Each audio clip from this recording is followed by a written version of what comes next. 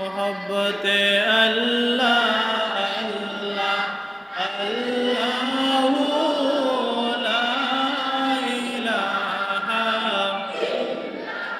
ओ अल्लाह अल्लाह अल्लाह ला इलाहा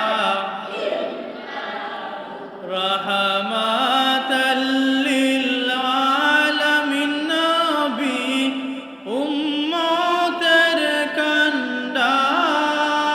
कांडार रहमतल लिल आलमीन नबीजी उम्मतेर कांडार शाफायात करिबेन नबी शाफायात हाशरेर मयदान नबीजी अल्लाह अल्लाह अल्लाह ला इलाहा ओ अल्लाह अल्लाह अल्लाह ला इलाहा আপনার নূরে পয়দা হইল তামাম জাহান আপনার নূরে পয়দা হইল তামাম জাহান কে আছে আপনারি মতন কে আছে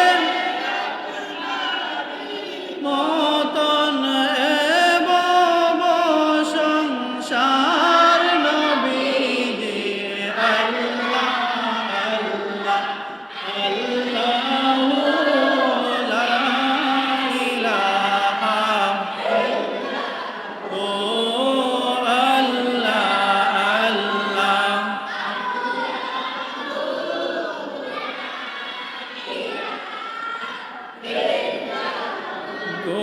গুনাহগারের গুনাহ জরে নবী দুরুদে আপনার গুনাহগারের গুনাহ জরে নবী দুরুদে আপনার দয়া করিয়ে পার করিবেন দয়া করে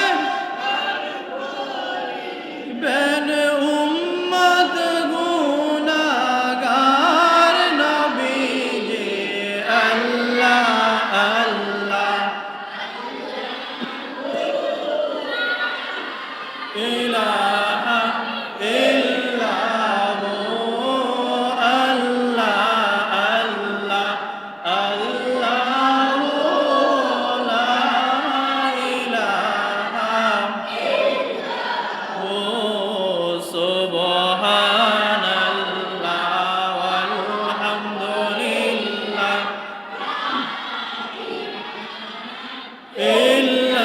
ইল্লাল্লাহ লা ইলাহা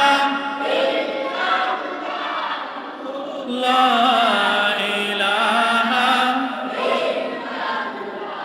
লা ইলাহা ইল্লাল্লাহ মুহাম্মাদুর রাসূলুল্লাহ সাল্লাল্লাহু আলাইহি ওয়াসাল্লাম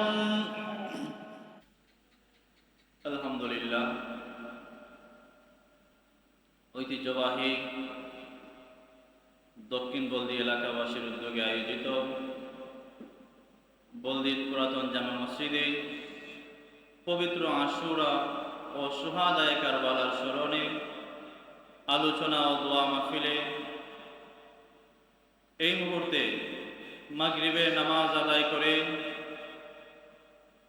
আমরা আল্লাহর ঘর মসজিদের মধ্যে বসে পবিত্র কুরআন থেকে তিলাওয়াত আল্লাহর হাবিব সাল্লাল্লাহু আলাইহি ওয়াসাল্লামের শানে দুরূদ এবং সালাম এবং আল্লাহর শানে কয়েক মর্তবা জিকির করতে পেরেছি। আল্লাহ রাব্বুল আলামিন আপনার আমাকে দুনিয়ার সমস্ত মানুষ থেকে বাছাই করে এই মুহূর্তে শ্রেষ্ঠত্বের মর্যাদা দিয়ে শ্রেষ্ঠতম একটি রাত্রি জুমাবার রাত্রিতে আমাদেরকে এই আমলগুলা করার তৌফিক ভিক্ষা দান করেছেন। সেই জন্য আমরা খুশি না বেজার? অবশ্যই আমরা খুশি। আল্লাহ তাআলা খুশি, আল্লাহর কুল কায়নাত খুশি। শুধুমাত্র বেজার শয়তান আর শয়তানের অনুসারীরা।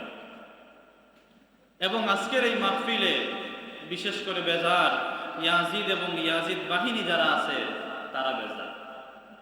যেহেতু আমরা খুশি, আসুন আল্লাহ রাব্বুল আলামিনের দরবারে আমাদের খুশির প্রকাশটা আল্লাহর শুকরিয়ার মাধ্যমে প্রকাশ করি। সবাই উচ্চ কণ্ঠে আওয়াজ তুলে বলে আলহামদুলিল্লাহ। সম্মানিত হাজরিনে কেরাম, আমাদের এই মাহফিলটা দুইটা বিষয়কে সামনে রেখে, একটা বিষয় হচ্ছে পবিত্র আশুরা, দ্বিতীয়টা হচ্ছে শুহাদায়ে কারবালা। অনেকেই এই বিষয়টাকে একত্রে করে ফেলেন, আশুরা এবং শুহাদায়ে কারবালাটাকে এক করে ফেলেন। আসলে মূলত আশুরা একটা জিনিস এবং কারবালা আরেকটা জিনিস। আশুরাটা আদম আলাইহিস সালাতু ওয়াস সালাম থেকে নিয়ে আপনার আমার নবী পর্যন্ত প্রসিদ্ধ, তার অনেক ফজিলত আছে এবং এই আশুরার অনেক গুরুত্ব আছে। আবার এই আশুরার দিনেই কারবালার ময়দানে আল্লাহর হাবিব সাল্লাল্লাহু আলাইহি ওয়াসাল্লামের কলিজার টুকরা নাতি হযরত হুসাইন রাদিয়াল্লাহু তাআলা আনহু শাহাদাত বরণ করে এই আশুরাটাকে আবার তিনি ফুটিয়ে তুলেছেন, ইসলামটাকে আবার জিন্দা করেছেন। তাহলে আশুরা হচ্ছে একটা জিনিস, কারবালা হচ্ছে আরেকটা জিনিস। আমাদের মাহফিলটা হচ্ছে আশুরা এবং কারবালাকে উদ্দেশ্য করে।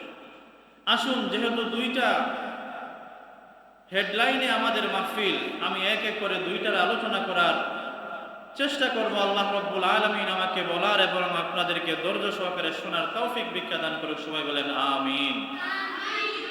সম্মানিত হাজরিনে কেরাম, পবিত্র আশুরা, আমরা প্রথমেই জানবো পবিত্র আশুরা কি, আশুরা কাহাকে বলে, কোন কোন বিষয়কে উদ্দেশ্য করে এই দিনটাকে আশুরা হিসাবে স্বীকৃতি দেওয়া হয়েছে।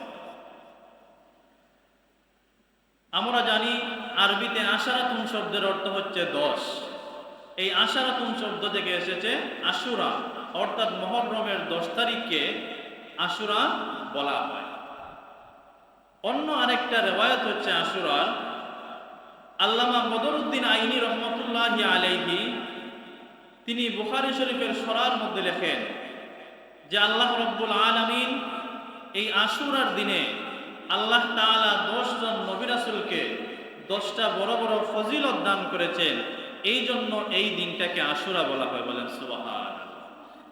তাহলে আশুরা, এই মুহররমের 10 তারিখকে আশুরা বলার পিছনে দুইটা কারণ। একটা হচ্ছে 10তম দিনে মুহররম হওয়ার কারণে এটার নাম হয়েছে আশুরা, আর দ্বিতীয়ত হচ্ছে আল্লাহ তাআলা এই দিনে মুহররমের 10 তারিখে নবী এবং রাসূলদেরকে 10 জন নবী রাসূলকে 10টা ফজিলত দান করেছেন, 10টা মর্যাদা দান করেছেন। এই জন্য এই দিনটাকে বলা হয় আশুরা। বলেন সুবহানাল্লাহ। ভাইজান আমার গভীর মনোযোগ, আল্লামা বদরউদ্দিন আইনি রহমতুল্লাহি আলাইহি লিখেন, আল্লাহ রাব্বুল আলামিন যেই সমস্ত 10 জন নবী রাসূলকে 10টা মর্যাদা দিয়েছিলেন, তার মধ্যে আল্লাহ রাব্বুল আলামিন প্রথম নম্বরে মূসা আলাইহিস সালাতু ওয়াস সালামকে তিনি ফেরাউনের কবল থেকে মুক্তি দিয়েছিলেন। সুবহানাল্লাহ। আল্লাহ তাআলা 10টা ফজিলতের মধ্যে অন্যতম একটা ফজিলত দান করেছেন মূসা নবীকে। মূসা আলাইহিস সালাতু ওয়াস সালামকে ফেরাউনের কবল থেকে আল্লাহ তাআলা মুক্তি দান করেছিলেন। ভাইজান, আপনি আমি সবাই জানি হযরতে মূসা আলাইহিস সালাতু ওয়াস সালাম যখন ইসলামের দাওয়াত ফেরাউনের কাছে পৌঁছাইলেন, বারবার যখন ফেরাউনের কাছে মুসা নবী এবং তার ভাই হারুন আলাইহিস সালাতু ওয়াস সালাম ফেরাউনের কাছে ইসলামের দাওয়াত দিতেন, ফেরাউন সব সময় রাগান্বিত হয়ে মুসা নবী এবং বনী ইসরাইলের উপর সে অত্যাচার করত। বলেন নাউজুবিল্লাহ। এক পর্যায়ে মুসা আলাইহিস সালাতু ওয়াস সালাম আল্লাহ রাব্বুল আলামিনের কাছে প্রার্থনা করলেন, মুনাজাত করলেন, ও মালিক, আপনি আমাদেরকে ফেরাউনের কবল থেকে মুক্তি দান করুন, ফেরাউনের অত্যাচার থেকে আমাদেরকে মুক্ত করুন। নবী রাসূলদের দোয়া কখনো আল্লাহ রাব্বুল আলামিন ফিরিয়ে দেন না। মুসা নবীর দোয়াটাকে আল্লাহ তাআলা কবুল করে নিলেন।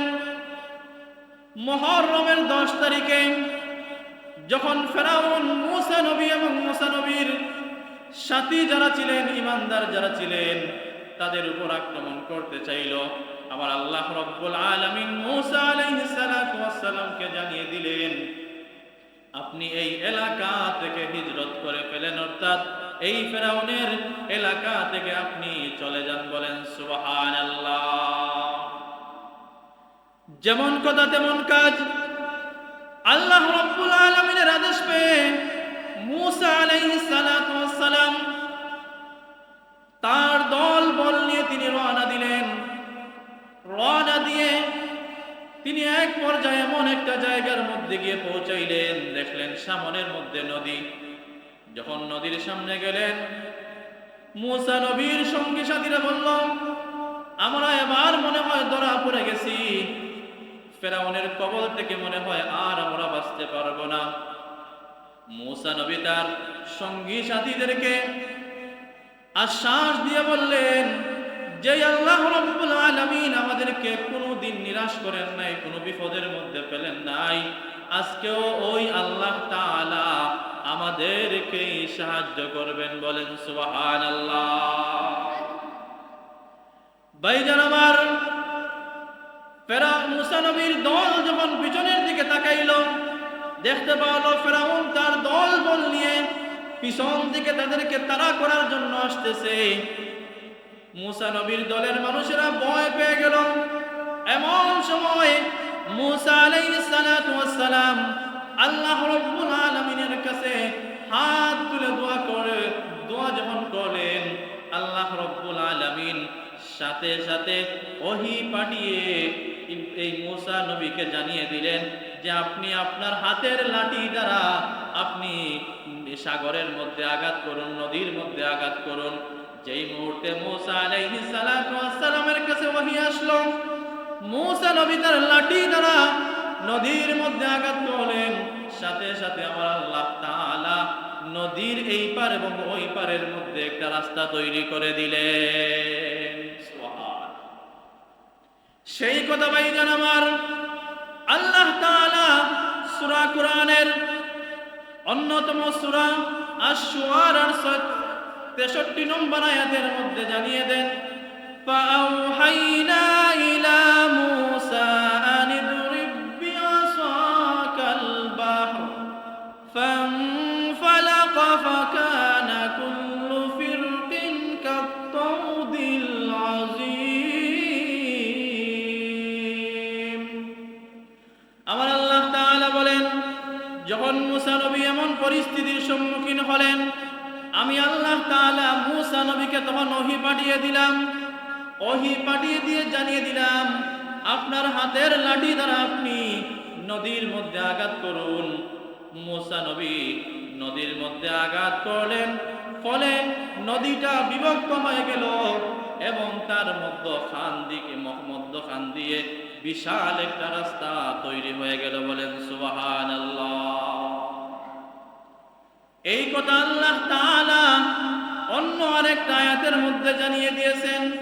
সূরা বাকারার 50 নম্বর আয়াতের মধ্যে আল্লাহ তাআলা জানিয়ে দিলেন, হে বনী ইসরাইল, তোমরা স্মরণ করো যখন আমি আল্লাহ রাব্বুল আলামিন তোমাদেরকে ফেরাউনের কবল থেকে মুক্ত করে দিয়েছিলাম এবং তোমাদের জন্য সুবিশাল রাস্তা আমি তৈরি করে দিয়েছিলাম। আর এই রাস্তা দিয়ে তোমরা ওই পার চলে গিয়েছিলে, আর ফেরাউন তার দলবল নিয়ে ওই নদীর মধ্যেই তারা শেষ হয়ে গিয়েছিল। এই যে করুণ দৃশ্যটা তোমরা তোমাদের নিজ চোখে অবলোকন করেছিলে। সুবহান আল্লাহ সেই কথা এইভাবে বলেন, وَإِذْ فَرَقْنَا بِكُمُ الْبَحْرَ فَأَنْجَيْنَاكُمْ وَأَغْرَقْنَا آلَ فِرْعَوْنَ وَأَنْتُمْ تَنْظُرُونَ। আমার আল্লাহ তাআলা বলেন, আর যখন আমি তোমাদের জন্য সমুদ্রটাকে বিভক্ত করে দিলাম, অতঃপর তোমাদেরকে ফেরাউনের কবল থেকে উদ্ধার করেছিলাম এবং ফেরাউনের দলকে আমি নদীর মধ্যে ডুবিয়ে দিয়েছিলাম, চিরতরে তাদেরকে ধ্বংস করে দিয়েছিলাম। আর এই অবস্থাটা তোমরা তোমাদের নিজ চোখেই দেখেছিলে। বলেন সুবহানাল্লাহ। ভাইজান আমার, যেই দিন আল্লাহ তাআলা মূসা নবীকে এই ফেরাউনের কবল থেকে মুক্তি দিলেন এবং ফেরাউনকে এই নদীর মধ্যে ডুবিয়ে মারলেন, সেই দিনটা আর কোনো দিন ছিল না। সেই দিনটা ছিল মুহররমের 10 তারিখ, অর্থাৎ আশুরার দিন। সুবহানাল্লাহ। এই জন্য এই মুহররমের 10 তারিখকে আশুরা বলা হয়। এই 10টা ফজিলতের মধ্যে মূসা নবীকে আল্লাহ তাআলা অন্যতম একটা ফজিলত দান করেছিলেন। এরপরে মূসা আলাইহিস সালাতু ওয়াস সালাম শুকরিয়াতান এই মুহররমের 10 তারিখে তিনি সব সময় রোজা রাখতেন এবং বনী ইসরাঈলেরাও রোজা রেখেছে, আল্লাহর হাবিব সাল্লাল্লাহু আলাইহি ওয়াসাল্লাম রোজা রেখেছেন। বর্তমানে আমরাও তার শুকরিয়াতান রোজা রাখি। বলেন সুবহান।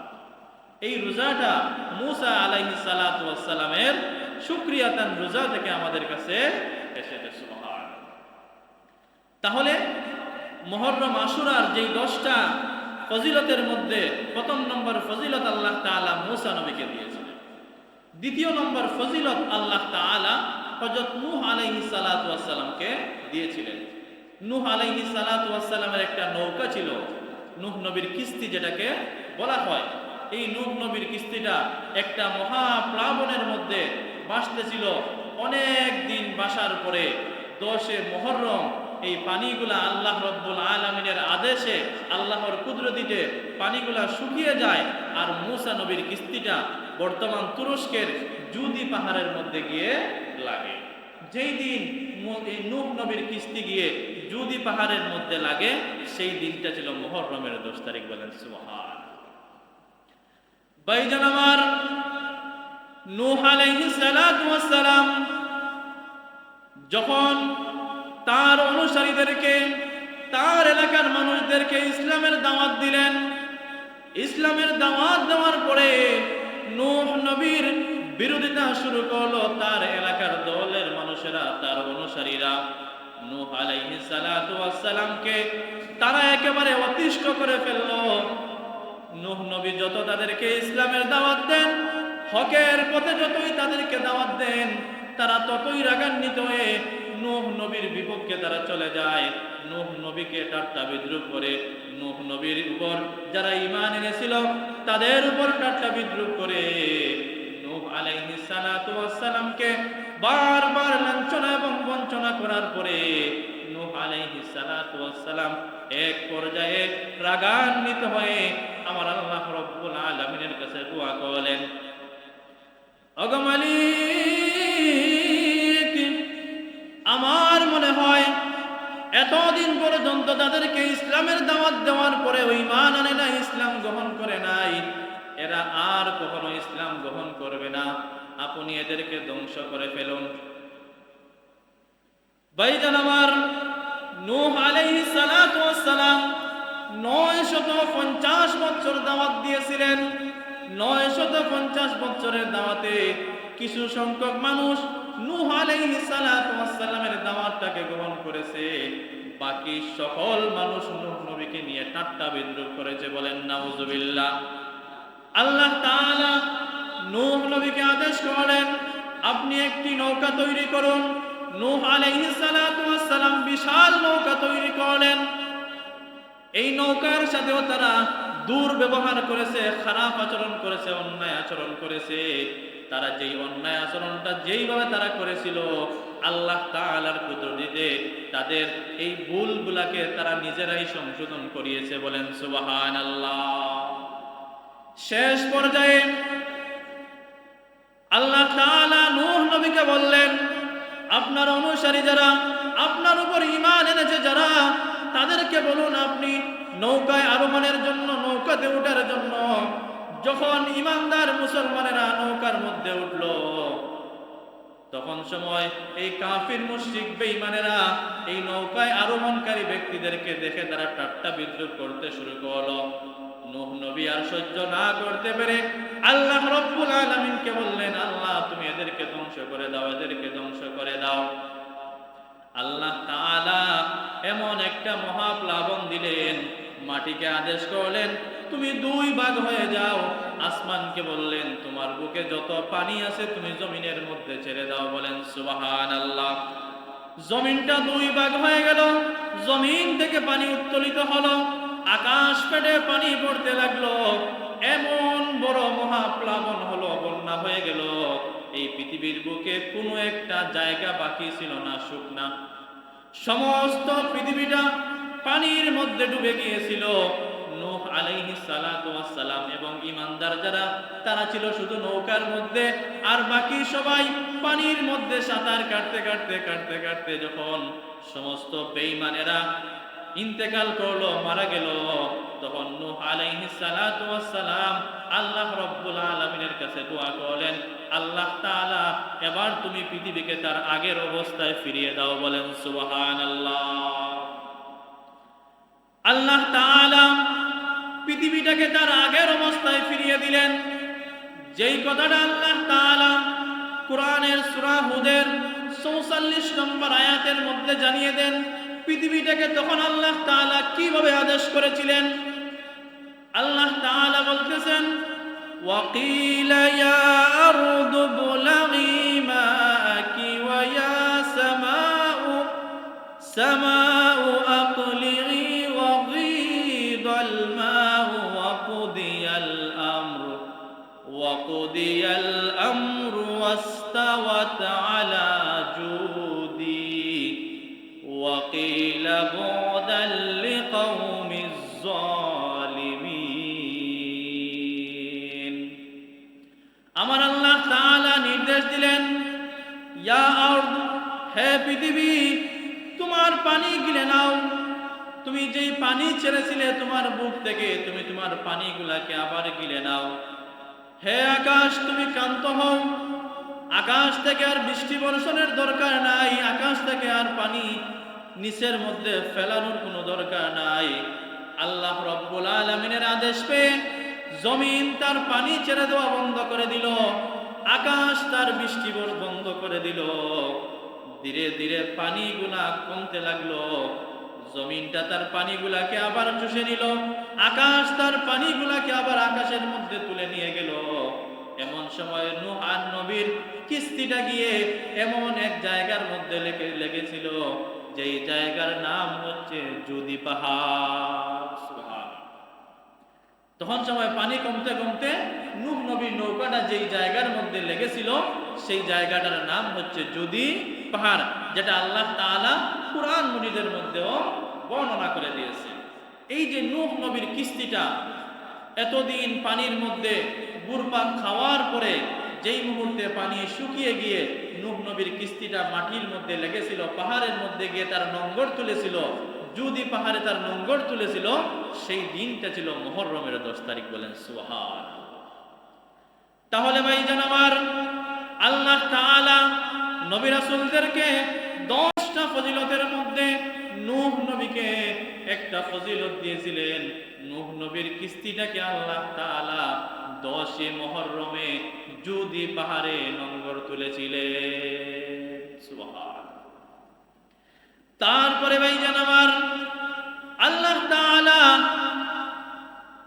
ইউনূস নবীকে মাছের পেট থেকে মুক্তি দিয়েছিলেন।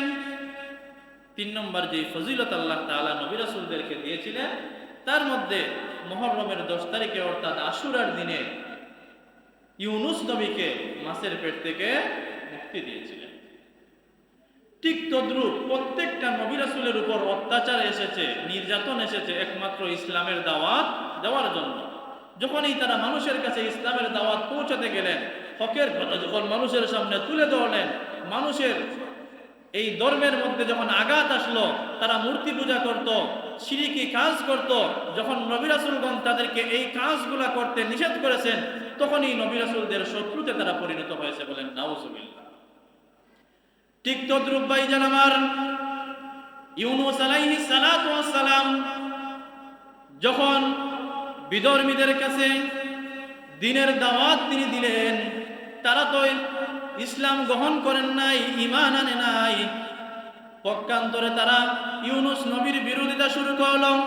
ইউনুস আলাইহিস সালাতু ওয়াস সালাম অতিষ্ঠ হয়ে আল্লাহ রাব্বুল আলামিনকে বললেন, আমি আর এদের কাছে ইসলামের দাওয়াত পৌঁছাতে পারবো না, এরা খুবই অবাধ্য, এরা আমার কথা শুনতেছে না।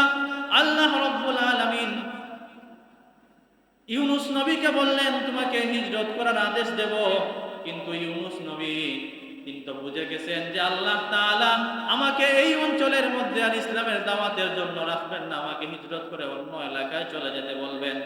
কিন্তু ইউনুস আলাইহিস সালাতু ওয়াস সালাম আল্লাহ রাব্বুল আলামিনের আদেশ পাওয়ার আগে আগে তিনি এই এলাকা ছেড়ে রাগান্বিত হয়ে অতিষ্ঠ হয়ে তিনি এলাকা ছেড়ে চলে যাওয়ার জন্য যখন নৌকা দিয়ে তিনি রওনা দিলেন, আমার আল্লাহ তাআলা ইউনুস আলাইহিস সালাতু ওয়াস সালামের উপর রাগান্বিত হয়ে ইউনুস নবীর নৌকাটাকে তিনি মধ্য সাগরের মধ্যে ডুবিয়ে দিলেন।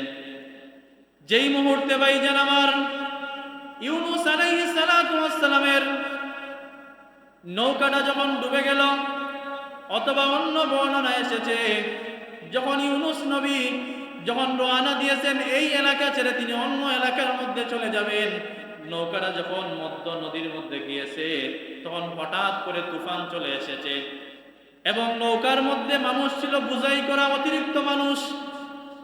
তখন মাঝি বলতেছে, যেখান থেকে যদি কিছু মানুষকে না কমানো হয় তাহলে নৌকা ডুবে সবাই মারা যাবে। তখন তারা উপস্থিত সবাই সিদ্ধান্ত নিল, এখানের মধ্যে সবার নাম ধরে লটারি দেওয়া হোক, লটারির মধ্যে যার নাম আসবে তাকেই এখান থেকে নৌকা থেকে ফেলে দেওয়া হবে। সবার সম্মতিক্রমে লটারি দেওয়া হলো। ইউনুস নবীর নাম উঠে যায়। সমস্ত মানুষরা বুঝতে পারল, ইউনুস নবীর চেহারার দিকে তাকিয়ে বলল, ইনি তো একজন আল্লাহওয়ালা মানুষ, ইনার সাথে এই অবিচার করা হবে না, আমরা আবার লটারি দেই, দেখি কার নাম চলে আসে। দ্বিতীয়বার যখন লটারি দেওয়া হলো, আবার ইউনুস নবীর নাম আসে। তারপরে কিছু মানুষ চায় ইউনুস নবীকে তারা নদীর মধ্যে ফেলবে না। তৃতীয় নম্বর বার তারা আবার লটারি দিল। তৃতীয় নম্বর লটারির মধ্যে যখন ইউনুস নবীর নাম চলে আসলো, তারা বলল, এখানে আল্লাহ রাব্বুল আলামিনের কুদরতি হয়তো কোনো ইশারা আছে, ইউনুস নবীকে সারা ব্যতীত আর কোনো উপায় নাই। ইউনুস নবীর নাম তিনবার লটারির মধ্যে ওঠার পরে ইউনুস নবীকে তারা নদীর মধ্যে ফেলে দিল, সাগরের মধ্যে ফেলে দিল। ফেলার সাথে সাথে একটা বড় মাছ এসে ইউনুস আলাইহিস সালাতু ওয়াস সালামকে ভক্ষণ করে ফেলল। ইউনুস নবী মাছের পেটের মধ্যে চলে গেলেন। আল্লাহ তাআলা সাথে সাথে ওই মাছটাকে আদেশ করলেন, ওই মাছ সাবধান থাকো, সাবধান থাকো। যদিও আমি আল্লাহ তাআলা ইউনুস নবীকে সতর্ক করার জন্য একটু ধাক্কা দিয়েছি, একটু সতর্ক করেছি, এই জন্য তুমি এইটা ভাবো না যে তোমার পেটের মধ্যে ইউনুস নবীকে দিয়েছি বলে তুমি ইউনুস নবীকে হজম করে ফেলবে। আমার ইউনুস নবীকে তুমি হজম করবে না এবং কোনো কষ্ট দিতে তুমি পারবে না, বলেন সুবহানাল্লাহ। ইউনুস নবী মাছের পেটের মধ্যে থাকলেন।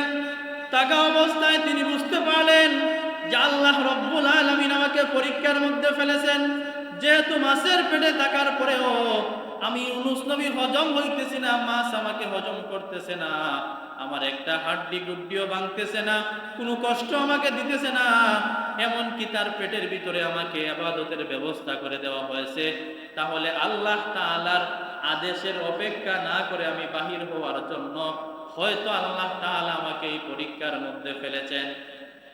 ইউনুস নবী বুঝতে পেরে তিনি একটা তাসবিহ বারবার পড়তে লাগলেন। মাছের পেট থেকে মুক্ত হওয়ার পর পর্যন্ত, আগ পর্যন্ত ইউনুস আলাইহিস সালাতু ওয়াস সালাম একটা তাসবিহ বলেন, যেই তাসবিহটা আমার আল্লাহ তাআলা কুরআন মজিদের সূরা আম্বিয়ার 87 নম্বর আয়াতের মধ্যে আমাদেরকে জানিয়ে দেন, লা ইলাহা ইল্লা আনতা সুবহানাকা ইন্নী কুনতু মিনাজ জালিমিন। ইউনুস নবী আল্লাহ রাব্বুল আলামিনকে বারবার বলতেছেন, লা ইলাহা ইল্লা আনতা, আপনি ছাড়া আমার কোনো মালিক নাই, আপনি ছাড়া আমার কোনো প্রভু নাই। সুবহানাকা, আপনি মহান, আপনি বড়, আপনি ক্ষমতাবান, আপনি সুবিশাল, আপনি সব কিছুর অধিকারী। ইন্নী কুনতু মিনাজ জালিমিন, নিশ্চয় আমি জালেমদের অন্তর্ভুক্ত হয়ে গিয়েছি। বারবার ইউনুস নবী এই দোয়াটা পড়ে আল্লাহ রাব্বুল আলামিনের কাছে তওবা করতেছেন। এক পর্যায়ে আল্লাহ তাআলা ইউনুস নবীর দোয়াটাকে কবুল করে নিলেন এবং মাছটাকে আদেশ করলেন, হে মাছ, তুমি আমার ইউনুস নবীকে সাগরের কিনারার মধ্যে নিয়ে চলে আসো। বলেন সুবহানাল্লাহ। আল্লাহ তাআলার আদেশের সাথে সাথে ওই সমুদ্রের মাছটা ইউনুস আলাইহিস সালাতু ওয়াস সালামকে সশরীরে জীবিত অবস্থায়, অক্ষত অবস্থায় নদীর একেবারে কিনারার মধ্যে রেখে আসলো, তার কোনো ক্ষতি হতে দিল না। বলেন সুবহানাল্লাহ। দেখেন ভাইজান আমার, এই যে আল্লাহ তাআলা ইউনুস নবীকে একটু ধাক্কা দেওয়ার জন্য, একটু সতর্ক দেওয়ার জন্য মাছের পেটে রাখলেন, কিন্তু মাছ তাকে হজম করতে পারে নাই, মাছ তাকে কোনো কষ্ট দিতে পারে নাই। আমার আল্লাহ রব্বুল আলামিনের কুদরতিতে আল্লাহ তাআলা আমার ইউনুস নবীকে হেফাজত করে। ইউনুস তোমার নবী ছিল, মাছেতে গিলিয়া ফেলল। ইউনুস তোমার নবী ছিল, মাছেতে ফেলল। মাছের পেটে রইলেন নবী, মাছের পেটে রইলেন নবী, হজম কেন হইলেন না? আল্লাহ তোমার কুদরতের শান কেউ বোঝে, কেউ বোঝে না। হায়রে মাবুদ, তোমার কুদরতের শান কেউ বোঝে, কেউ। তাহলে বলতেছিলাম যে আল্লাহ তাআলা ইউনুস আলাইহিস সালাতু ওয়াস সালামকে তার সশরীরে অক্ষত অবস্থায় তাকে মাছের পেটের মধ্যে জীবিত রেখেছেন এবং মাছের পেট থেকে তাকে যেই দিন মুক্তি দান করেছিলেন সেই দিনটা ছিল মুহররমের 10 তারিখ, অর্থাৎ আশুরার দিন। বলেন সুবহান। তাহলে আল্লাহ তাআলা 10 জন নবী রাসূলকে যেই 10টা ফজিলত দিয়েছিলেন, এই 10টা ফজিলতের মধ্যে 3 নম্বর ফজিলত আল্লাহ তাআলা ইউনুস নবীকে মাছের পেট থেকে মুক্ত করেছিলেন। সুবহান। তারপরে 4র্থ নম্বর যেই ফজিলত আল্লাহ তাআলা নবী এবং রাসূলদেরকে দিয়েছিলেন, তার মধ্যে আদম আলাইহিস সালাতু ওয়াস সালামের দোয়াটাকে আল্লাহ তাআলা মুহররমের 10 তারিখে কবুল করেছিলেন। সুবহান। ভাইজান, আপনি আমি সবাই জানি আদম আলাইহিস সালাতু ওয়াস সালামকে সৃষ্টি করার পরে আল্লাহ তাআলা জান্নাতের মধ্যে থেকে বসবাসের জন্য আদেশ করলেন। আদম নবী জান্নাতের মধ্যে বসবাস করলেন। হাওয়াকে তার সঙ্গী হিসাবে আল্লাহ তাআলা সৃষ্টি করলেন। 2 জন একসাথে বসবাস করলেন। আল্লাহ তাআলা শুধু তাদেরকে একটা রেস্ট্রিকশন দিয়েছিলেন, একটা সতর্কতা দিয়েছিলেন, যে এই যে ফলের গাছ তোমরা দেখতেছো, এই ফলের গাছের ধারে কাছে তোমরা যাবে না, এই গাছ থেকে তোমরা কোনো ফল ভক্ষণ করবে না।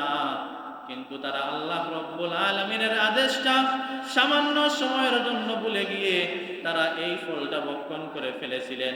এই কারণে আল্লাহ তাআলা তাদেরকে সতর্ক করে জান্নাত থেকে তাদেরকে বিতাড়িত করে দিয়েছিলেন।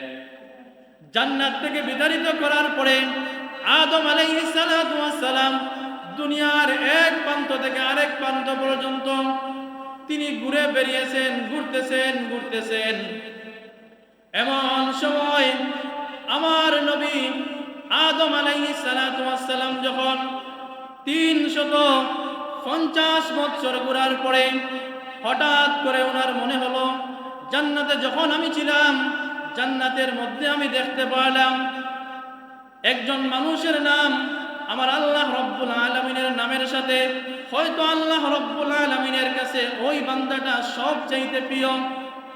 এই কথা স্মরণ করে আমার আদম আলাইহিস সালাতু ওয়াস সালাম 350 বছরে ওই ব্যক্তির উসিলা নিয়ে ওই ব্যক্তির কথা স্মরণ করে, অর্থাৎ আপনার আমার নবী রাহমাতাল লিল আলামিন সাল্লাল্লাহু আলাইহি ওয়াসাল্লামের কথা স্মরণ করে আল্লাহ রব্বুল আলামিনের কাছে তার ভুলের প্রায়শ্চিত্তের জন্য তিনি দোয়া করেছিলেন, রব্বানা যালামনা আনফুসানা ওয়া ইল্লাম তাগফির লানা ওয়া তারহামনা লানাকুনান্না মিনাল খাসিরিন।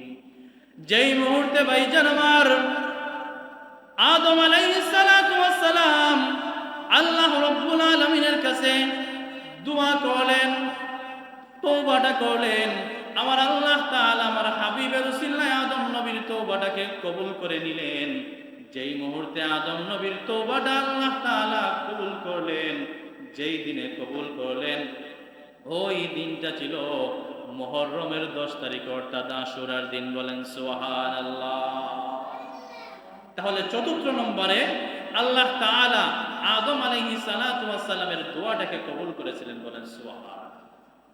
তারপরে ভাইজান আমার পঞ্চম নম্বর যে ফজিলত আল্লাহ তাআলা নবী রাসূলদেরকে দিয়েছেন, পঞ্চম নম্বরে ইউসুফ নবীকে মিশরে তিনি কূপ থেকে উত্তোলন করে মিশরের বাদশা বানিয়ে দিয়েছিলেন। বলেন সুবহানাল্লাহ। ইউসুফ আলাইহিস সালাতু ওয়াস সালামের ভাই ছিল 10 জন, ইউসুফ নবী সহকারে তারা ছিলেন 11 জন। এই 11 জন ভাইয়ের মধ্যে সবচাইতে সুন্দর ছিলেন ইউসুফ নবী। ইউসুফ আলাইহিস সালাতু ওয়াস সালামকে ইয়াকুব আলাইহিস সালাতু ওয়াস সালাম সবচাইতে বেশি আদর করতেন, মহব্বত করতেন, ভালোবাসতেন।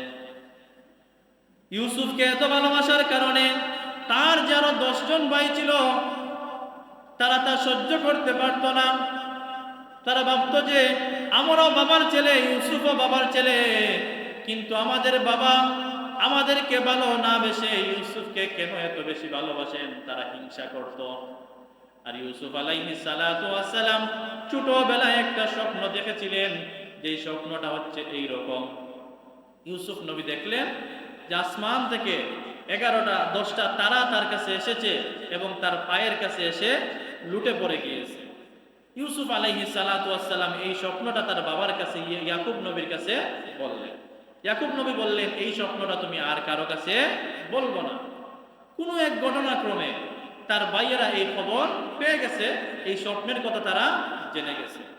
স্বপ্নের কথা জানার পরে তারা মনে মনে ভাবলো, এই স্বপ্নের তাবির করলো, করে ভাবলো যে এক সময় এই এলাকার রাজা এবং বাদশা হবে ইউসুফ, আর আমরা তার প্রজা হয়ে থাকতে হবে।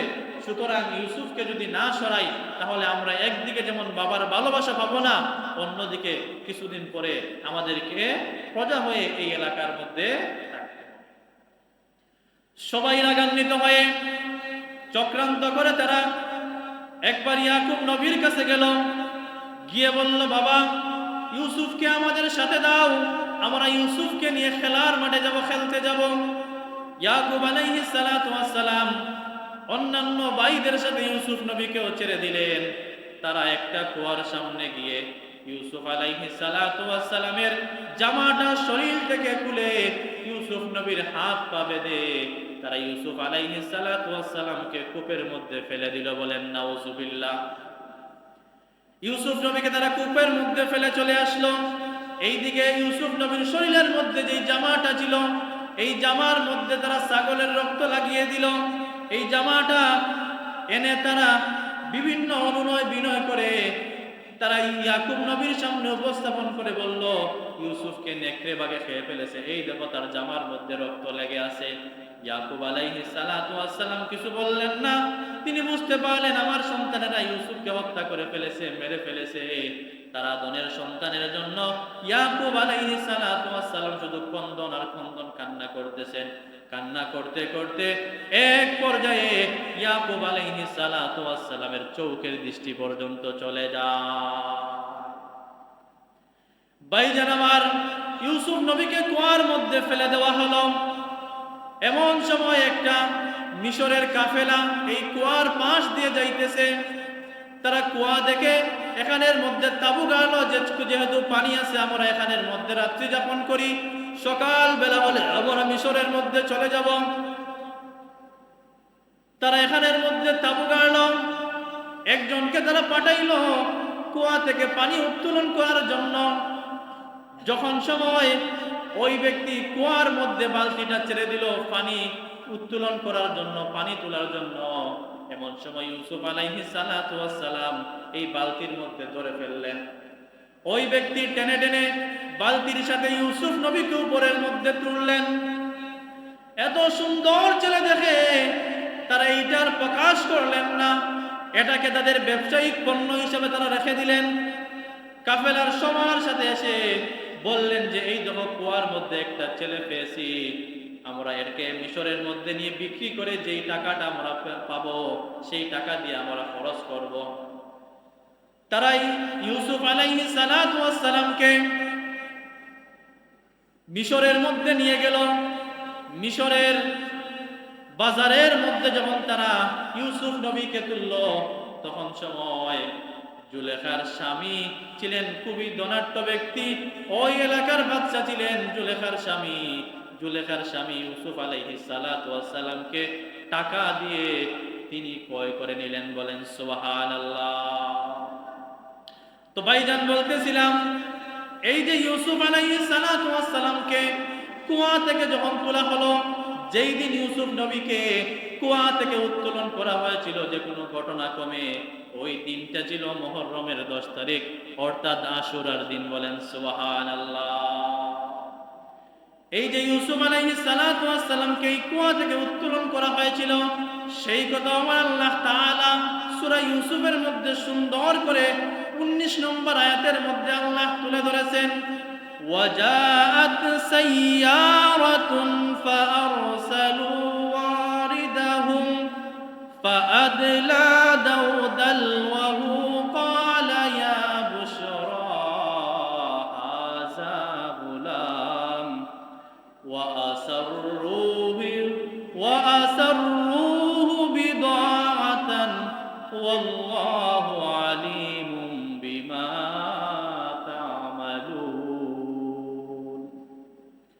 আমার আল্লাহ তাআলা এখানের মধ্যে জানিয়ে দিয়েছেন, একটা কাফেলা আসলো, তারা তাদের পানিবাহককে পাঠালো।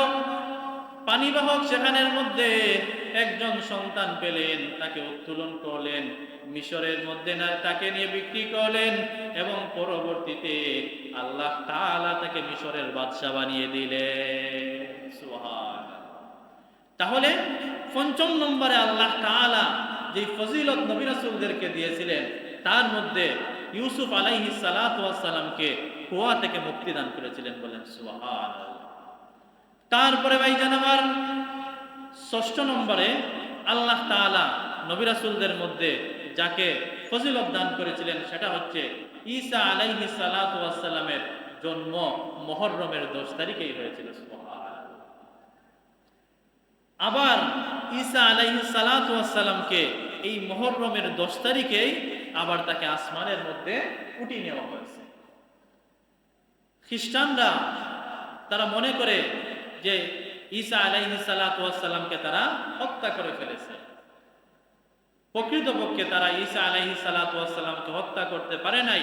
আল্লাহ তাআলা তার কুদরতি ক্ষমতা বলে ঈসা আলাইহিস সালাতু ওয়াস সালামকে সশরীরে অক্ষত অবস্থায় আসমানের মধ্যে উঠিয়ে নিয়ে গেছেন। হাদিস শরীফ সাক্ষী, ঈসা নবী বর্তমানে ৪র্থ আসমানের মধ্যে অবস্থান করতেছেন এবং কাল কিয়ামতের পূর্বে এই দাজ্জালকে হত্যা করার জন্য, দাজ্জালকে ধ্বংস করার জন্য ঈসা আলাইহিস সালাতু ওয়াস সালাম আবার পৃথিবীতে আগমন করবেন, বলেন সুবহান। তবে ঈসা আলাইহিস সালাতু ওয়াস সালাম যে আবার পৃথিবীতে আগমন করবেন, সেটা নবী হিসাবে নয়, আপনার আমার নবী রাহমাতাল লিল আলামিন, সাইয়্যিদুল মুরসালিন, শাফিউল মুজনিবিন, খাতামুন নবীন মুহাম্মদ মুস্তাফা সাল্লাল্লাহু আলাইহি ওয়াসাল্লামের উম্মত হয়ে তিনি পৃথিবীতে আবার আগমন করবেন, সুবহান। ভাইজান আমার, গভীর মনোযোগ, হাদিস শরীফ সাক্ষী, মূসা আলাইহিস সালাতু ওয়াস সালাম সহ অনেক নবী রাসূলগণ আপনার আমার নবীর উম্মত হওয়ার জন্য অনেক কান্না করেছেন, আল্লাহ রব্বুল আলামিনের কাছে দরখাস্ত করেছেন, কিন্তু আমার আল্লাহ তাআলা কোন একজন নবী রাসূলের দোয়াটাকে কবুল করেন নাই। এই দোয়াটা ঈসা নবীর বেলায় আল্লাহ তাআলা কবুল করে নিয়েছে, সুবহান। তাহলে ষষ্ঠ নম্বর যে ফজিলত আল্লাহ তাআলা দিয়েছেন, সেটা হচ্ছে ঈসা নবীকে আল্লাহ তাআলা এই দিনে জন্ম দিয়েছেন, আবার এই দিনেই তাকে আসমানের মধ্যে উঠিয়ে নিয়েছেন। তারপরে ভাইজান আমার, সপ্তম নম্বরে আল্লাহ তাআলা নবী রাসূলদের মধ্যে যে ফজিলত দান করেছেন, সেটা হচ্ছে দাউদ আলাইহিস সালাতু ওয়াস সালামের তওবাটা আল্লাহ তাআলা মুহররমের 10 তারিখেই কবুল করেছিলেন, সুবহান। দাউদ নবী কি করেছিলেন? আল্লাহর কোনো অবাধ্যতা করেন নাই, মারাত্মক কোনো ভুল করেন নাই, কোনো অন্যায় করেন নাই, কোনো বিচার করেন নাই। তিনি বিচার কার্য পরিচালনা করতে সামান্য একটু দেরি করেছিলেন, আল্লাহ রব্বুল আলামিনের আদেশের অপেক্ষা করেন নাই, এবং তিনি ভালোভাবে বিচারের যে বাদী যারা আছেন তাদের কথা শুনেন নাই, না শুনেই তিনি তাড়াহুড়া করে তিনি রায় দিয়ে দিয়েছিলেন। এই জন্য আল্লাহ তাআলা তাকে সতর্ক হিসাবে কিছুদিন আল্লাহ তাআলা তাকে সতর্কবাণী দিয়েছিলেন, বলেন সুবহানাল্লাহ। ভাইজান আমার, দাউদ আলাইহিস সালাতু ওয়াস সালাম যখন তার রাজ্য পরিচালনা করতেন, তখন সময় তিনি কিছুদিন রাখতেন, সপ্তাহে 1 দিন অথবা 2 দিন তিনি রাখতেন, যে ইবাদতের জন্য তিনি একাগ্রতায় আল্লাহ রব্বুল আলামিনের ইবাদত বندگی করবেন। এমন একদিন তিনি বাছাই করে নিলেন ইবাদতের জন্য, যখন তিনি তার ঘরের মধ্যে হুজরার মধ্যে ইবাদত বندگی করতেছেন, এমন সময় 2 জন ব্যক্তি দাউদ আলাইহিস সালাতু ওয়াস সালামের কাছে আসলো। দাউদ নবীর কাছে এসে বলল, সরাসরি তারা দাউদ নবীর ঘরের মধ্যে ঢুকে পড়ল, কোনো পারমিশন নেয় নাই। দাউদ নবী তাদেরকে দেখে ভয় পেয়ে গেলেন। তারপরে বললেন, আপনারা কেন এসেছেন পারমিশন ছাড়া আমার কাছে? তারা বলল, আমরা একটা নালিশ নিয়ে এমনি এমনি আসি নাই, একটা বিচারের জন্য আপনার কাছে এসেছি, আপনি আমাদের এই বিচার কার্যটা সমাপ্ত করে দেন, সমাধান করে দেন। দাউদ নবী বললেন, তোমাদের কি বিচার বলো? তাদের একজন বলল যে, ওই ব্যক্তির আমার ভাইয়ের 99টা ছাগল আছে আর আমার একটা ছাগল আছে, আমার ভাই দাবি করতেছে তার 99টা ছাগল আছে, আমার যে একটা ছাগল আছে সে চায় আমার এই ছাগলটা সে নিয়ে যেতে। দাউদ আলাইহিস সালাতু ওয়াস সালাম এক ব্যক্তির কথা শুনেই তিনি বলে উঠলেন, তুমি অন্যায় করেছো এই কথা বলে, তোমার এই কথাটা বলা ঠিক হয় নাই। দাউদ নবী আর ওই ব্যক্তির কোনো কথা শুনেন নাই, না শুনেই তিনি রায় দিয়ে দিয়েছেন। আল্লাহ রব্বুল আলামিন তার এই রায়ের উপর রাগান্বিত হলেন। রাগান্বিত হয়ে তার কার্যক্রম থেকে তাকে কিছুদিনের জন্য অব্যাহতি দিয়ে দিলেন। দাউদ নবী বুঝতে পারলেন যে আমি যেই রায় দিয়েছি, রায়ের মধ্যে তাড়াহুড়া করেছি, এই রায়ের উপর আমার আল্লাহ তাআলা নারাজ হয়ে গিয়েছেন। দাউদ আলাইহিস সালাতু ওয়াস সালাম বারবার এই সময় থেকে নিয়ে বারবার আল্লাহর কাছে তওবা করতেছেন। আল্লাহ তাআলা অনেক দিন পরে দাউদ আলাইহিস সালাতু ওয়াস সালামের এই ভুলটা বুঝতে পেরে দাউদ নবী যে বারবার অনুতপ্ত হইতেছেন, আল্লাহ তাআলা দয়াবান হয়ে দাউদ আলাইহিস সালাতু ওয়াস সালামের তওবাটা এক পর্যায়ে তিনি কবুল করে নিলেন, বলেন সুবহানাল্লাহ। যেই দিন দাউদ আলাইহিস সালাতু ওয়াস সালামের তওবাটাকে তিনি কবুল করে নিলেন, ওই দিনটা ছিল মুহররমের 10 তারিখ, আশুরার দিন। বলেন সুবহানাল্লাহ। এই দাউদ নবীর ঘটনা থেকে আমাদের জন্য একটা শিক্ষা আছে। দাউদ আলাইহিস সালাতু ওয়াস সালাম অসতর্কতাবশত তিনি বিচার কার্যে একটু তাড়াহুড়া করেছেন। দুইজন ব্যক্তি বিচার নিয়ে এসেছে, তিনি একজনের কথা শুনেই বিচার করে ফেলেছেন। এটা আল্লাহ রাব্বুল আলামিনের পছন্দ হয় নাই। সুতরাং যারা বিচার করেন তাদের জন্য উচিত হচ্ছে উভয় পক্ষের কথা সুন্দর মতো শোনা, শুনে আপনি যা সঠিক মনে করেন তাই রায় দেবেন। এক পক্ষের কাছ থেকে শুনেই আপনাকে রায় দেওয়া এটা ইসলাম বিরোধী, ইসলাম এটাকে সমর্থন করে। এটা আমাদের জন্য একটা শিক্ষা। দাউদ আলাইহিস সালাতু ওয়াস সালামের মাধ্যমে আমরা এই শিক্ষাটা গ্রহণ করলাম। যতদিন পৃথিবীতে বাঁচবেন, যতদিন বিচার করবেন, উভয় পক্ষের কথা শুনে তারপরে আপনাকে বিচারের ফয়সালা করতে হবে। এক পক্ষের কথা শুনে যদি আপনি বিচার কার্য সম্পন্ন করেন তাহলে আপনার বিচারটা অন্যায় হবে, অহেতুক হবে, আপনার এই বিচার কার্যটা ইসলাম পরিপন্থী হয়ে যাবে। তাহলে আল্লাহ তাআলা 7 নম্বরে যে ফজিলতটা দিয়েছিলেন দাউদ আলাইহিস সালাতু ওয়াস সালামকে, সেটা হচ্ছে দাউদ নবীর তওবাটাকে আল্লাহ তাআলা কবুল করেছিলেন। বলেন সুবহান। তারপরে 8 নম্বর যে ফজিলত নবী রাসূলদেরকে দিয়েছিলেন তার মধ্যে ইব্রাহিম আলাইহিস সালাতু ওয়াস সালামের জন্ম হয়েছিল আশুরার দিনে, অর্থাৎ মুহররমের 10 তারিখে। তারপরে ভাইজান আমার 9 নম্বর, এই আগেই বলেছিলাম ইউসুফ আলাইহিস সালাতু ওয়াস সালামকে যখন তার ভাইয়েরা কুয়ার মধ্যে ফেলে দিয়েছিল, ইউসুফ নবীর চিন্তায় ইয়াকুব আলাইহিস সালাতু ওয়াস সালাম কান্না করতে করতে করতে করতে তার চোখ থেকে এত পরিমাণ পানি পড়েছিল যে পানি প্রবাহিত হওয়ার কারণে তার চোখ অন্ধ হয়ে গিয়েছিল। তিনি আর চোখে দেখতেন না। তিনি বারবার যখন তিনি অন্ধ হয়ে গিয়েছিলেন, তার চোখের পাওয়ার কমে গিয়েছিল, তিনি বারবার আল্লাহ রাব্বুল আলামিনের কাছে চোখের পাওয়ার ফিরে পাওয়ার জন্য দোয়া করতেন। এক পর্যায়ে আল্লাহ তাআলা তার দোয়াটাকে কবুল করেছিলেন। যেই দিন আল্লাহ তাআলা ইয়াকুব নবীর চোখের দৃষ্টিটা ফিরিয়ে দিয়েছিলেন সেই দিনটাও ছিল মুহররমের 10 তারিখ। বলেন সুবহান। তারপরে ভাইজান আমার সবচেয়ে গুরুত্বপূর্ণ যে বিষয়টা সেটা হচ্ছে আপনার আমার নবী রাহমাতাল লিল আলামিন সাল্লাল্লাহু আলাইহি ওয়াসাল্লামকে রাজি এবং খুশি করার জন্য, আমার হাবিব সাল্লাল্লাহু আলাইহি ওয়াসাল্লামের শান এবং মানকে আরো বুলন্দিত করার জন্য, বুলন্দ করার জন্য আল্লাহ তাআলা আমার হাবিবকে জানিয়ে দিলেন মুহররমের 10 তারিখে যে হাবিব আপনি শুনুন, আপনার জীবনের আগের, আপনার জীবনের পরের, অর্থাৎ আপনার জীবনের সমস্ত জীবনের যত গুনাহ আছে, আমার নবীর তো কোনো গুনাহ নাই, তারপরে আল্লাহ তাআলা তার হাবিবকে খুশি করার জন্য অগ্রিম ঘোষণা করে দিলেন যে আপনার জীবনের আগের এবং পরের জীবনের সমস্ত গুনাহ আমি আল্লাহ তাআলা মাফ করে দিলাম। বলেন সুবহানাল্লাহ। আল্লাহ তাআলা আল্লাহর হাবিব সাল্লাল্লাহু আলাইহি ওয়াসাল্লামের জীবনের সমস্ত গুনাহটাকে মাফ করে দিলেন। সুবহানাল্লাহ। ভাইজান আমার, আল্লাহ তাআলা আমার হাবিব সাল্লাল্লাহু আলাইহি ওয়াসাল্লামকে শুধু নয়, আদম নবী থেকে নিয়ে ঈসা নবী পর্যন্ত প্রায় 100 লক্ষ নবী রাসূল এই পৃথিবীর বুকে আগমন করেছেন। এমন একজন নবী এই পৃথিবীর বুকে নাই যার সামান্য পরিমাণ কোনো গুনাহ আছে। যদিও সাময়িক সময়ের জন্য কিছু কিছু নবী তারা আল্লাহর কাছে ভুল করেছেন, আল্লাহ রাব্বুল আলামিন সাথে সাথে তাদেরকে মাফ করে দিয়ে তাদেরকে পুত পবিত্র এবং মাসুম বানিয়ে দিয়েছেন। বলেন সুবহানাল্লাহ। সুতরাং আল আম্বিয়া ও মাসুমুন, প্রত্যেক নবী রাসূলগণ হচ্ছেন মাসুম, নিষ্পাপ। কোনো একজন নবী রাসূলের কোনো ভুল নাই এবং কোনো নবী রাসূলের কোনো গুনাহ নাই। যেমন সগীরা গুনাহ নাই তেমন কোনো কবিরা গুনাহও নাই। একজন মানুষ যদি বিশ্বাস করে কোনো নবী রাসূলের গুনাহ আছে তাহলে তার ঈমান থাকবে না।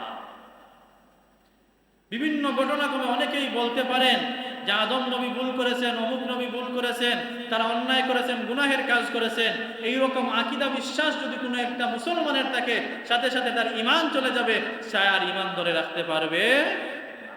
প্রত্যেকটা নবী রাসূল নিষ্পাপ, তাদের আগের জীবনেও কোনো গুনাহ নাই, তাদের পরের জীবনেও কোনো গুনাহ নাই, তারা প্রত্যেক নবী রাসূল হচ্ছেন নিষ্পাপ। তো সম্মানিত হাজিরিনে কেরাম, আমাদের আজকের ওয়াজের শিরোনাম হচ্ছে দুইটা। একটা হচ্ছে পবিত্র আশুরা আর একটা হচ্ছে শুহাদায়ে কারবালা। এই দুইটা বিষয় হচ্ছে আলাদা আলাদা। আমি আপনাদের সামনে এত সময় যে আলোচনা করলাম সেটা হচ্ছে এই আশুরা কাকে বলে তার বিস্তারিত প্রমাণ আমি আপনাদের সামনে তুলে ধরলাম। এই আশুরা বলা হয় মুহররমের 10 তারিখকে দুইটা কারণে। একটা কারণ হচ্ছে মুহররমের 10 তারিখ, যার আরবিতে আশারা শব্দের অর্থ হচ্ছে 10। এই 10 নম্বর দিনে, এই মুহররমের 10 নম্বর দিন পড়ার কারণে এটাকে বলা হয় আশুরা। আর দ্বিতীয় নম্বর কারণ হচ্ছে যে এই মুহররমের 10 তারিখে আল্লাহ তাআলা 10 জন নবী রাসূলকে 10টা ফজিলত দান করেছেন, এই জন্য এই দিনটাকে বলা হয় আশুরা। এটা আমার কোনো কথা নয়, আল্লামা বদরুদ্দিন আইনি রহমতুল্লাহি আলাইহি তার কিতাবের মধ্যে এই কথা উল্লেখ করেছেন, বলেন সুবহান। আমাদের ওয়াজের দ্বিতীয় শিরোনাম হচ্ছে শুহাদায়ে কারবালা। শুহাদায়ে কারবালা আপনি আমি অনেকেই জানি, একটি হৃদয় বিদারক ঘটনা, যেখানের মধ্যে মুসলমানরা মুসলমানদেরকে হত্যা করেছিল, মুসলমান মুসলমানের উপর আঘাত করেছিল। যেই সময় একজন মুসলমান আরেকজন মুসলমানের উপর আঘাত করেছিল, তখন সে আর মুসলমান থাকতে পারে নাই, তার পরিচয় হয়ে গিয়েছিল অন্যটা, সেটা হচ্ছে মুনাফিক। বলেন নাউজুবিল্লাহ।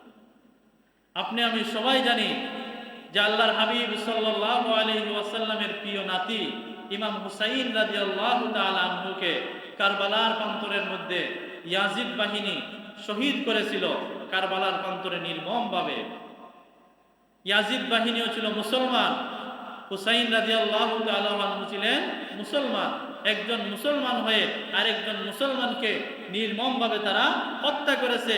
শুধু মুসলমান নয়, তারা আল্লাহর হাবিব সাল্লাল্লাহু আলাইহি ওয়াসাল্লামের আহলে বায়াতের সদস্য ইমাম হুসাইন রাদিয়াল্লাহু তাআলা আনহুকে তারা হত্যা করেছে।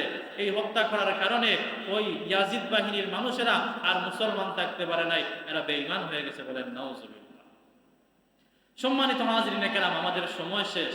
আমি এখন কারবালার ঘটনা যদি আপনাদেরকে ছোট্ট করে বলতে চাই, কমপক্ষে আধা ঘন্টা সময় দরকার, যদি সারমর্ম বলতে চাই।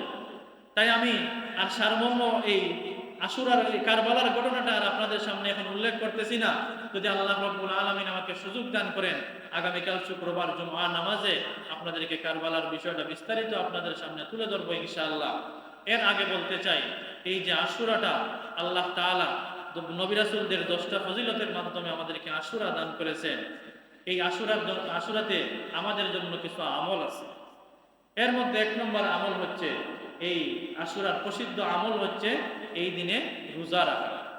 এই রোজা রাখাটা হাদিস শরীফ দ্বারা প্রমাণিত।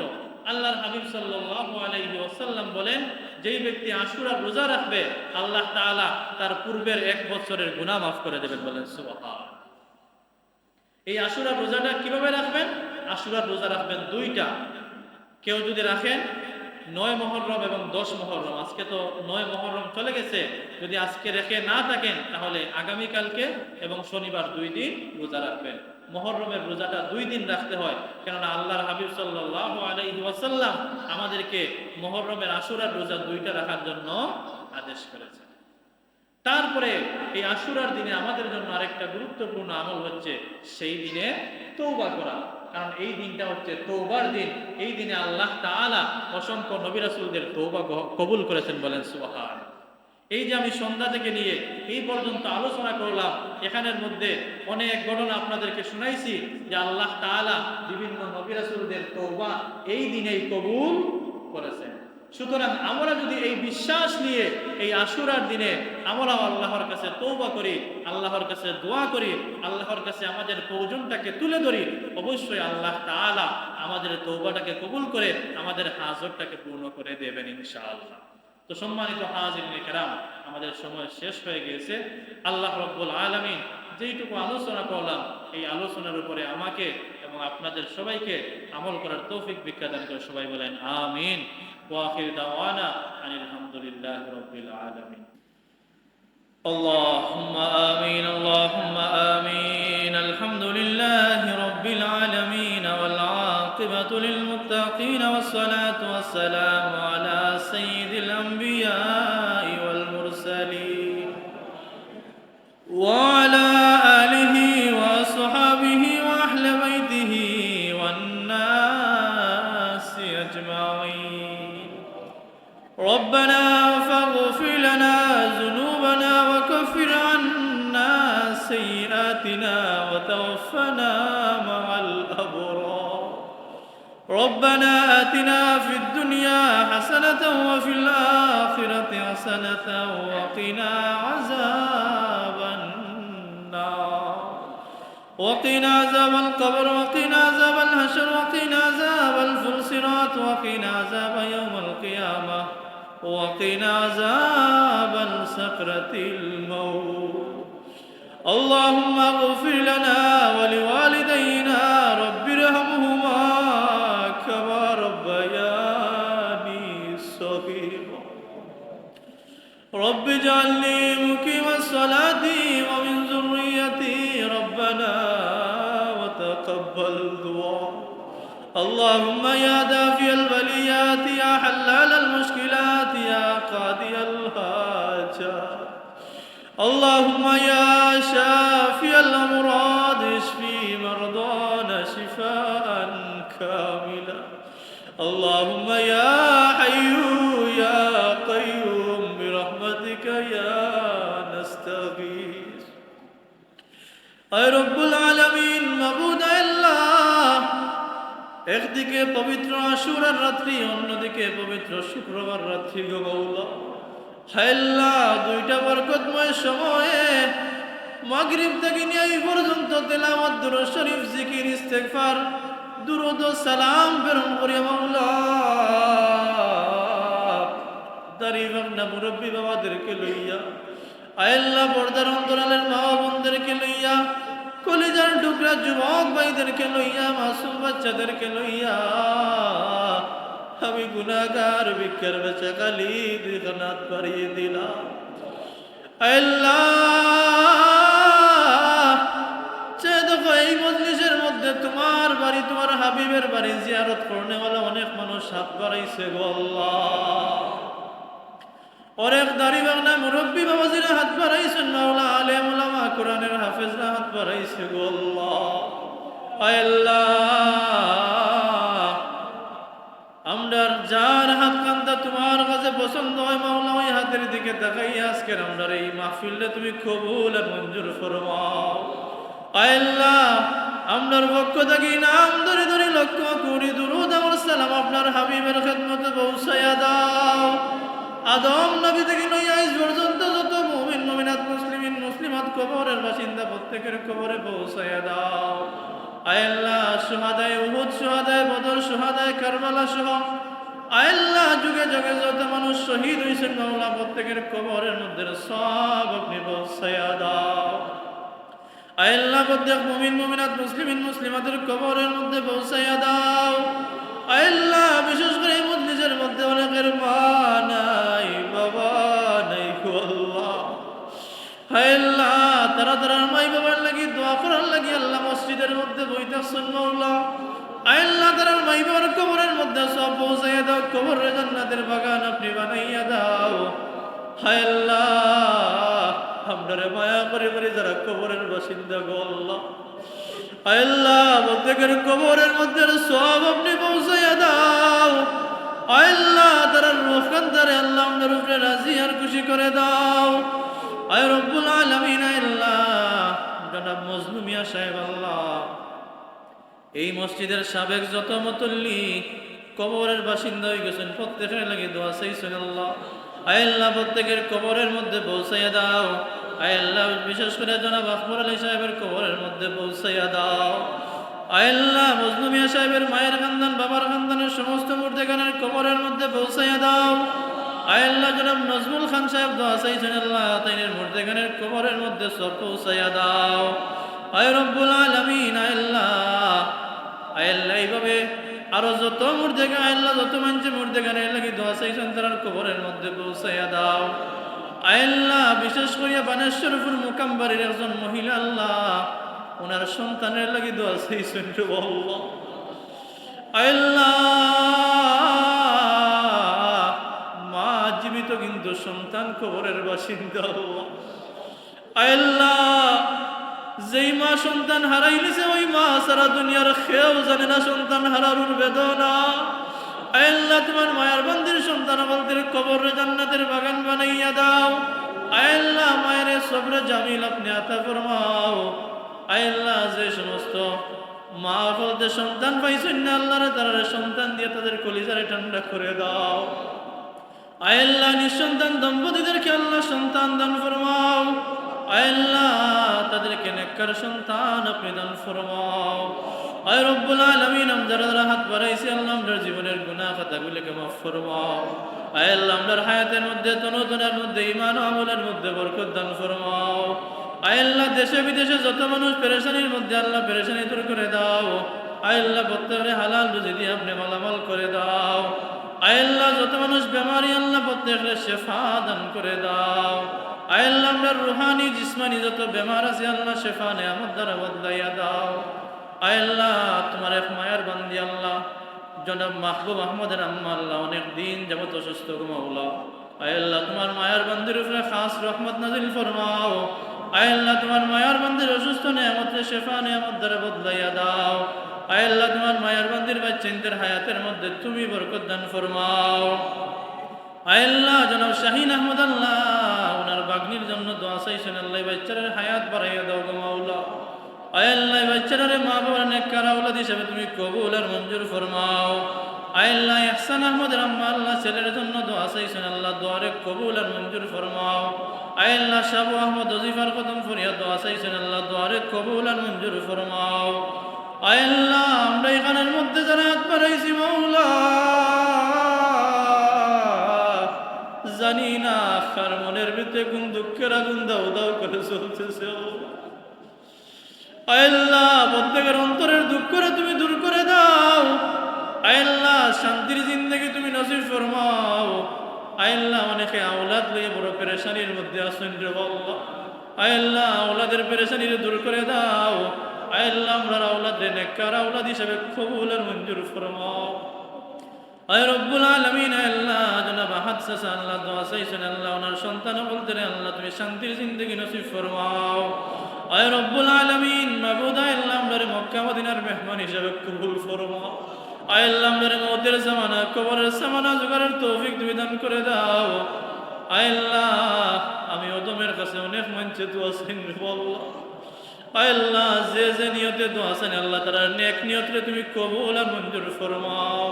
আয় আল্লাহ অনেক যুবক ভাই এনতে আল্লাহ বিদেশ যাওয়ার লাগে চেষ্টা করো আল্লাহ তারা বিদেশের রাস্তা খান তারা আপনি সহজ করে দাও। আয় আল্লাহ সমস্ত দুঃখাবাজি থেকে তাদেরকে হেফাজত নসিব ফরমাও। আয় আল্লাহ তোমার হাবিবের উসিলায় আল্লাহ আমাদের দুয়ারে কবুল আর মঞ্জুর ফরমাও। আয় আল্লাহ আহলে বায়াতের উসিলায় আমাদের দুয়ারে তুমি কবুল আর মঞ্জুর করে নাও। আল্লাহুম্মা রব্বানা তাকাব্বাল মিন্না ইন্নাকা আনতাস সামিউল আলিম। بفضل سبحان ربك رب العزة عما يصفون وسلام على المرسلين